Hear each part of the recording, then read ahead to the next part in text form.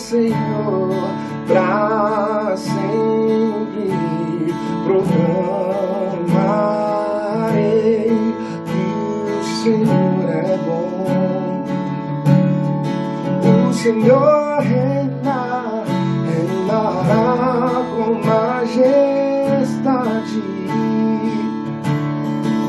O Senhor reina em justiça e em verdade. O Senhor reinará com majestade. O Senhor reina em justiça e em verdade.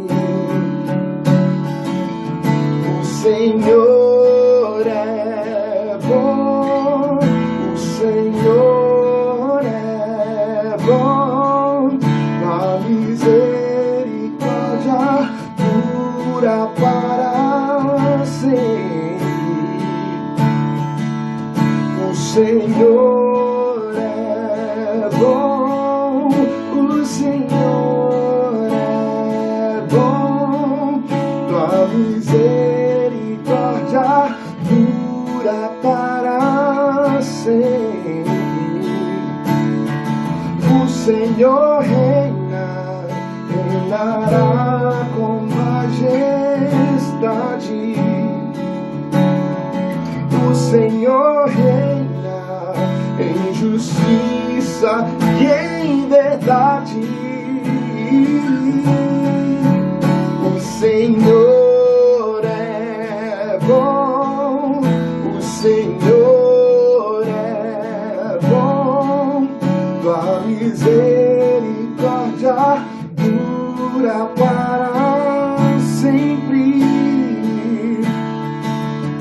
O Senhor é bom, o Senhor é bom, tua misericórdia dura para sempre.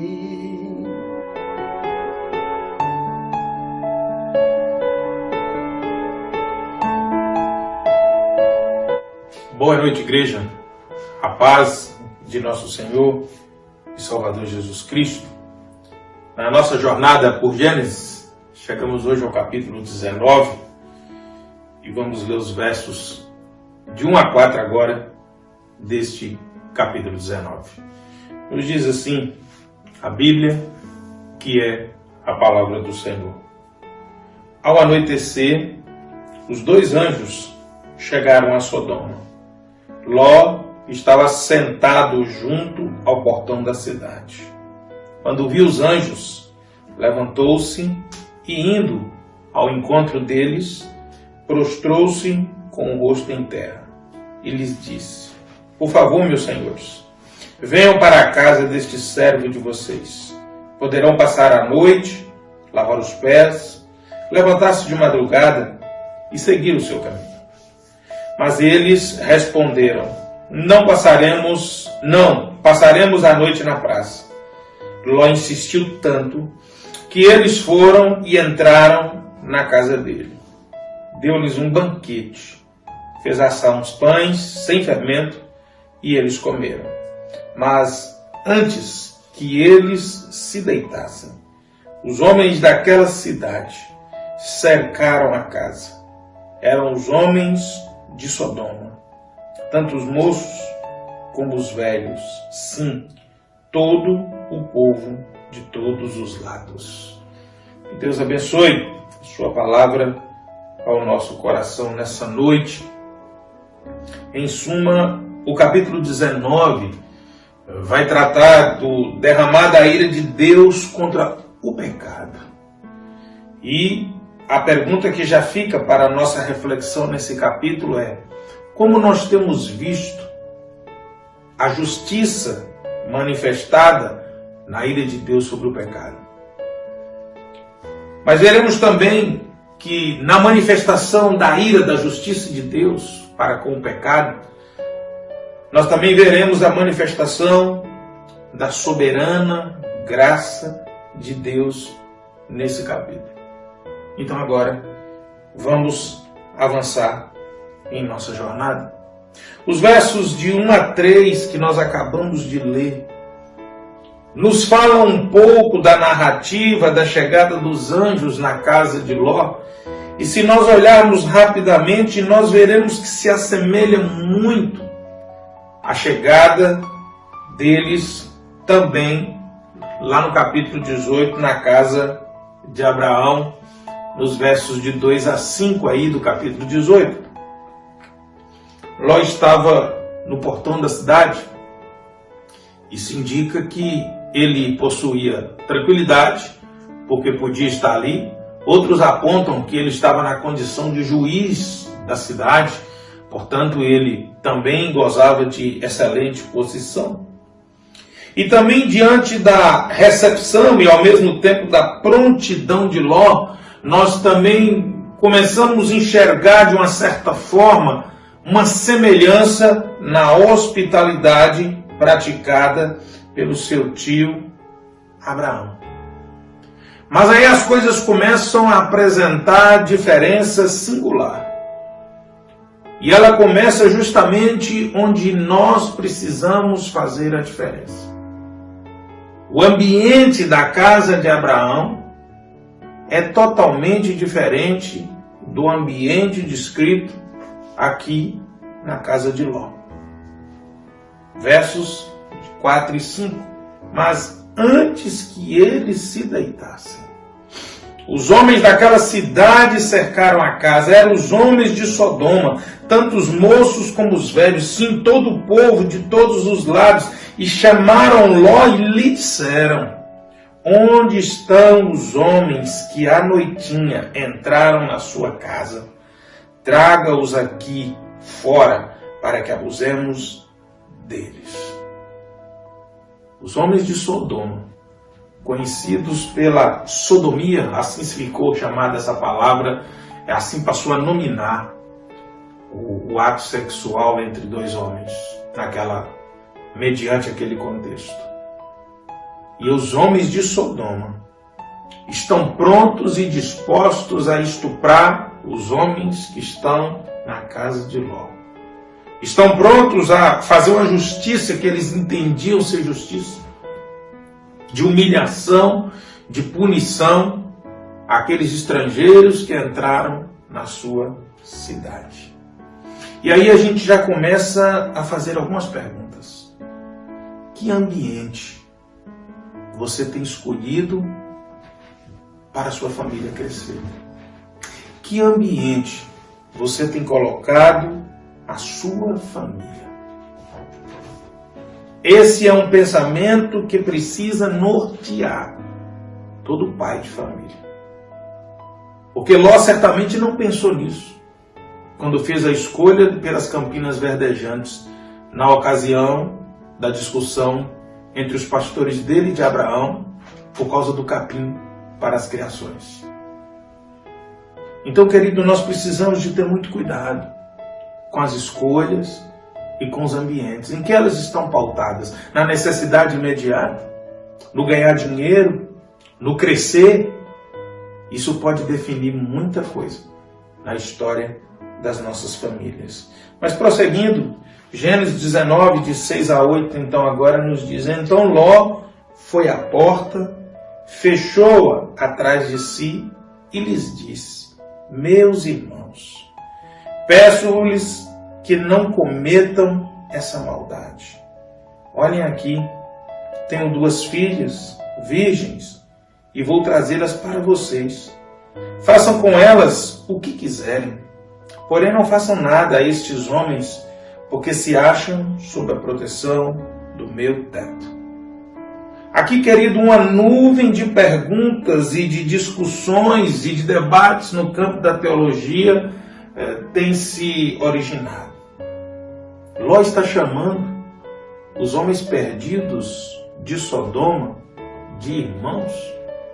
Se colocarmos a religião de lado, faria ele parte de alguma sociedade onde o vínculo gerava essa irmandade? Ele era o juiz da cidade. Pergunta número 1. Ló está oferecendo suas filhas, duas moças virgens para uma turba de imorais para proteger os seus hóspedes? Ou ainda poderíamos perguntar, Ló não está pensando, está com medo? Por que Ló está agindo desse jeito? Mas também já podemos responder, podemos fazer algum juízo de valor, visto que o próprio Moisés que escreveu não o fizeram? Ló está confiando, igual a situação de Sara no Egito? Estaria ele exercendo fé? Aquelas meninas seriam noivas de alguém que fazia parte daquela turba que estava pronto a adentrar na sua casa, e Ló estaria de alguma forma tentando criar uma divisão entre eles? Eles eram sodomitas, eles queriam talvez sexo com os homens, e Ló oferecendo as suas filhas talvez provocaria também uma divisão de pensamento, e isso traria alguma discussão e divisão dentro do grupo que os levaria a enfraquecer. E por último, estaria Ló aceitando como juiz da cidade aquela forma de justiça pecaminosa, aquela prática imoral e indecente daqueles homens? São muitas perguntas que nós não podemos talvez avaliar por esses muitos aspectos que eu acabei de apresentar, mas uma coisa nós podemos fazer. Ló está descobrindo da pior forma o que a sua escolha, embora o tenha talvez enriquecido, embora talvez o tenha levado a conhecer privilégios e poderes, ele está descobrindo o preço a ser pago por uma escolha baseada nesses valores e premissas, melhor dizendo, é muito alto. Me lembro de algo que alguém nos mandou essa semana, quando ele disse: não é o fruto que a serpente ofereceu ao casal que é o problema. E o autor diz: eles perderam o paraíso. E aí ele diz: é a perca pela aceitação do que o pecado oferece é que deve ser levada em conta. E talvez isso Ló não levou em conta. Gênesis 19, de 9 a 11. Eles, porém, disseram: saia daí. E acrescentaram: ele é estrangeiro, veio morar entre nós e pretende ser juiz em tudo? Vamos fazer com você pior do que com eles. Olha só o que está acontecendo. E atiraram contra o homem, contra Ló, e se aproximaram para arrombar a porta. Porém, os homens, estendendo a mão, puxaram Ló para dentro, e fecharam a porta, e feriram de cegueira os que estavam do lado de fora, desde o menor até o maior, de modo que se cansaram à procura da porta. Então agora os anjos vão revelar o propósito. Eles vão dizer o que eles vieram fazer naquela visita a Ló. E vão ordenar a Ló que saia com quem estiver constituindo sua família, inclusive os noivos das suas filhas. E nós somos surpreendidos com a informação narrada que aqueles noivos das suas filhas riram, debocharam e levaram na brincadeira o chamado de Ló. Está aí no capítulo 19, nos versos de 12 a 14. Vejam o nível e a proximidade que o pecado já está na casa de Ló. Suas filhas estão se relacionando com rapazes que não levam a sério o que é dito pela palavra de Deus, ainda que fora dito por Ló, juiz da cidade, ainda que fora dito por Ló, um homem temente ao Senhor, até aqui então informado. Gênesis capítulo 19, agora versículo 16. Como, porém, ele se demorasse, aqueles homens o pegaram pela mão, a ele, a sua mulher, as duas filhas. sendo-lhe o Senhor misericordioso, e o tiraram e o puseram fora da cidade. Ló está demorando a sair da cidade, tentando convencer os seus genros, talvez, tentando convencer sua esposa, suas filhas a deixar a cidade e os valores acumulados, talvez. Mas o que a Bíblia nos diz é que Deus age de misericórdia e diz aos anjos: arrastem Ló com sua família para fora. Verso 17: havendo-os levado para fora, um deles disse: corra. Corra para sair daqui com vida.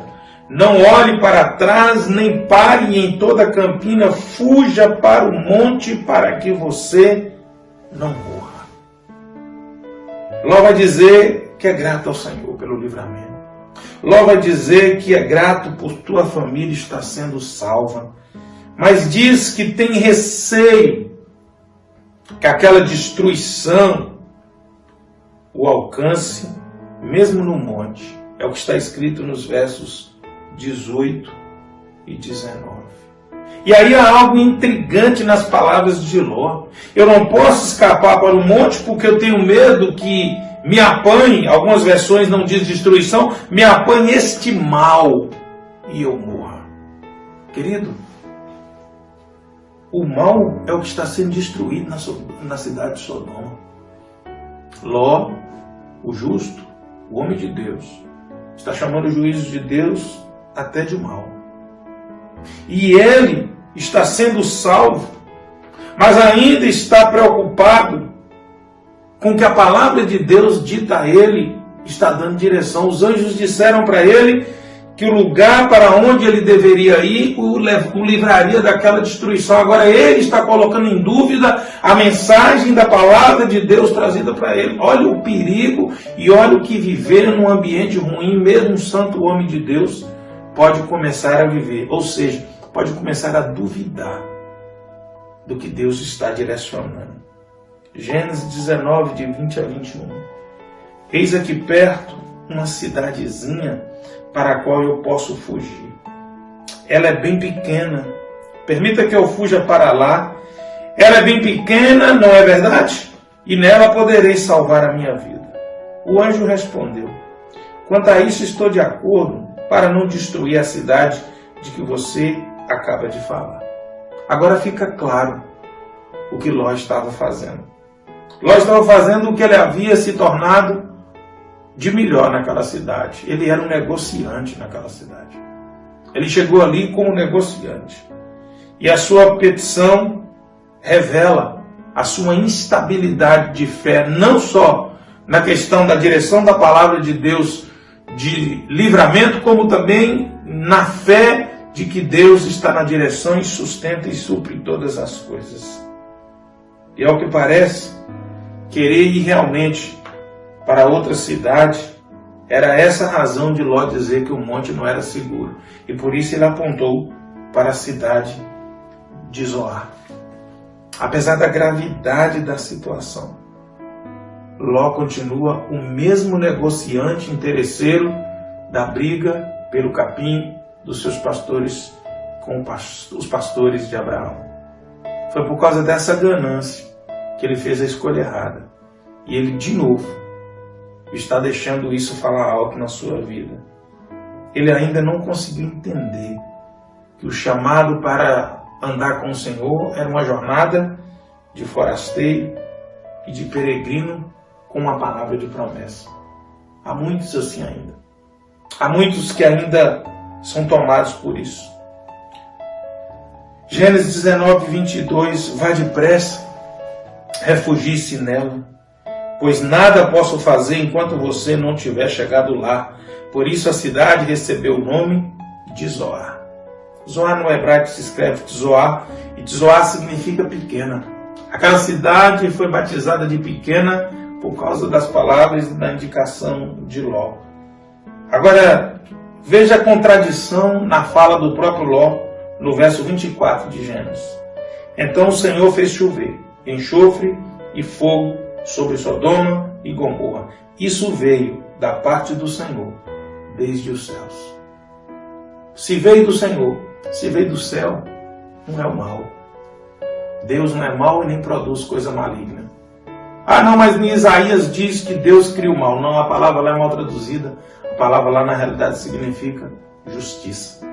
Deus não produz mal, Deus produz justiça. Quando nós estamos tomados pelo interesse desse mundo, quando nós viramos negociantes, nós começamos a entender que a justiça de Deus é má. E aí nós estamos a um passo de dar um tropeço que talvez produza destruição e sofrimento sem precedente na nossa vida e na nossa família. Em meio a essa graça manifestada, sob um duro juízo sobre o pecado que reinava naquelas cidades, nós vamos ver alguém alcançado por essa generosidade, alcançado por esse presente, permitindo que a sua alma ainda suspire pelo pecado. E é isso, pregador, onde está isso? Gênesis 19, 26. E a mulher de Ló olhou para trás e virou uma estátua de sal. O verso 17 foi claro. Ninguém podia olhar para trás. Queridos, quantas vezes a graça de Deus está sendo derramada na nossa vida? A palavra de Deus nos dá a direção. E alguns ainda suspiram pelo pecado. E aí, nós precisamos ir no Novo Testamento, em Lucas 17, e lembrar da advertência que o Senhor Jesus fez nos versos de 28 a 32. Aconteceu a mesma coisa nos dias de Ló. Que mesmas coisas são essas? Jesus tinha acabado de falar sobre os dias de Noé. E agora ele vai falar sobre os dias de Ló. Aconteceu a mesma coisa nos dias de Ló. O povo estava comendo, bebendo, comprando e vendendo, plantando e construindo. Mas no dia em que Ló saiu de Sodoma, choveu fogo e enxofre do céu e os destruiu a todos. Acontecerá exatamente assim, no dia em que o Filho do Homem for revelado. No dia, quem estiver no telhado de sua casa não deve descer para apanhar os seus bens dentro de casa. Semelhantemente, quem estiver no campo não deve voltar atrás por coisa alguma. Lembrem-se da mulher de Ló. Jesus está dizendo que nós devemos lembrar o quanto custou caro para a mulher de Ló suspirar por alguma coisa dessa terra, ainda que embrenhada e conhecedora que aquilo era pecaminoso e Deus estava trazendo juízo. Nós também devemos prosseguir dessa forma. Lembrar da mulher de Ló significa olhar para trás. Significa perder a firmeza na fé. Significa descrença na palavra e no ultimato de Deus. Saudade do mundo. Porque lá foi muito claro. Ninguém pode olhar para trás.